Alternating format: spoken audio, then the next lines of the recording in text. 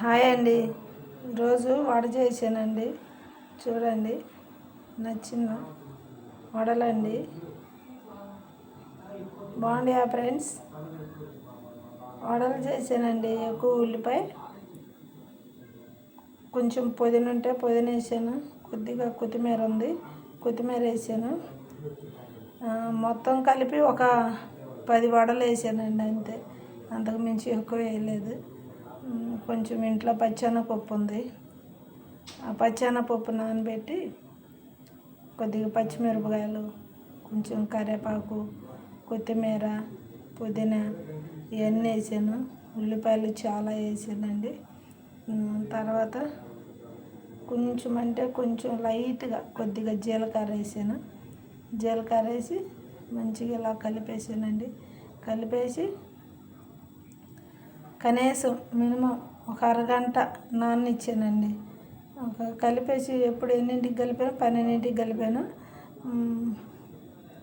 1 గంట కల్లా 12:30 టైంలో కలిపాను. 1 గంట కల్లా మళ్ళీ ఒకసారి కలిపి మళ్ళీ కొంచెం సేపు నాననిచ్చానండి.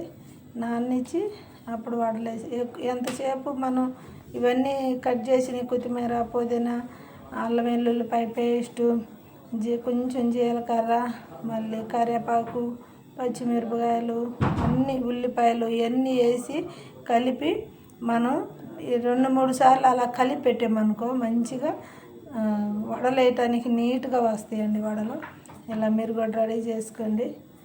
ఓకేనా అండి? మీకు నచ్చిద్దని అనుకుంటున్నా. మీకు కంపల్సరీగా నచ్చిద్దండి.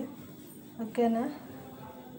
దీని ప్రాసెస్ ఏం లేదు, చాలా ఈజీ అండి. పచ్చెనపప్పు ఒక 1/2 కేజీ తీసుకోండి. ఒక 1/2 కేజీ తీసుకొని ఒక 5-6 పెద్ద ఉల్లిపాయలు తీసుకోండి. ఉల్లిపాయలు తీసి మంచి ముక్కలు కట్ చేసుకోండి. పొడవు కట్ చేసుకున్నా మీ ఇష్టం, ఎట్టయినా కట్ చేసుకోండి. కొత్తిమీర 10 రూపాయల కట్ట అండి.